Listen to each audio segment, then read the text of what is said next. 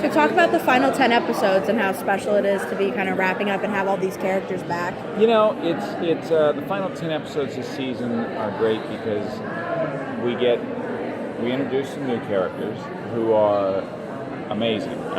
Froy, Andrew, an actress named Sibo, and they all are just exquisite to work with,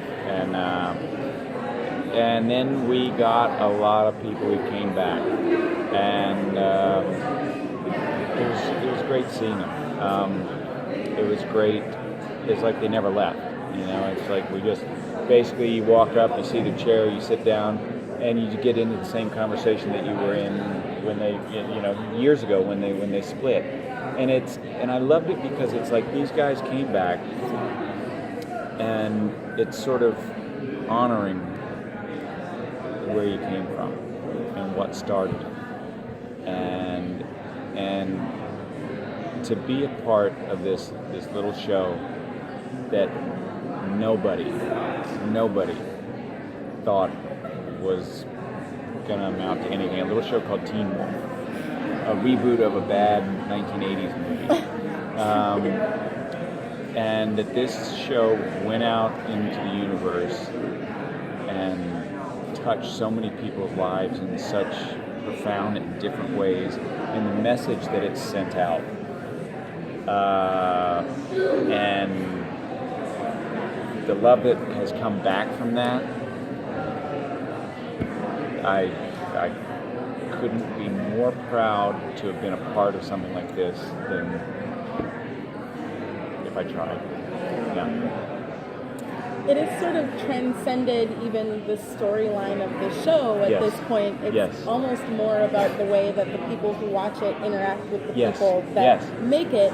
And that's so interesting. And I wonder if there's, because you've been a part of a lot of bigger name, popular things. Is there anything you've done in your past that you feel like if this sort of same social media environment and things that would have had a similar effect? Well, no, I've never been, I don't think I've ever been, I mean, look, Mortal Kombat was a huge cultural phenomenon. Melrose Place was a huge cultural phenomenon.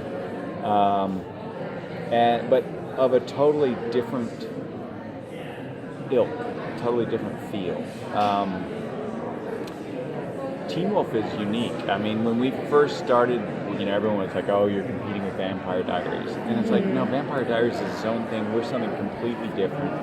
And we always we never tried to be anything that we weren't. We stayed true.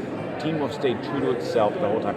And that, ladies and gentlemen, is three things. It's Jeff Davis, Jeff Davis, Jeff Davis.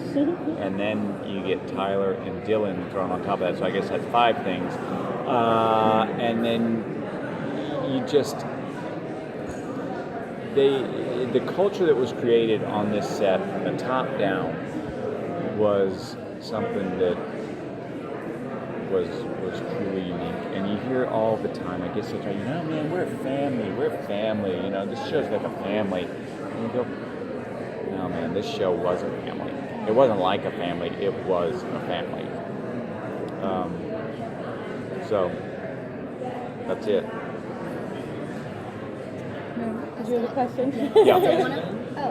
Sure. One more. Okay. My favorite parts of Sinski's story was him starting to realize that Styles really did exist, and that whole scene where Styles' life comes back. That's one of the most brilliant things I think that have been on the show, and I think it was beautiful. What was it like to film that?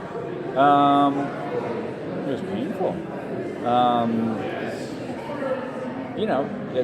I'm not one of those actors who talk a lot about process. I kind of find that a little bit.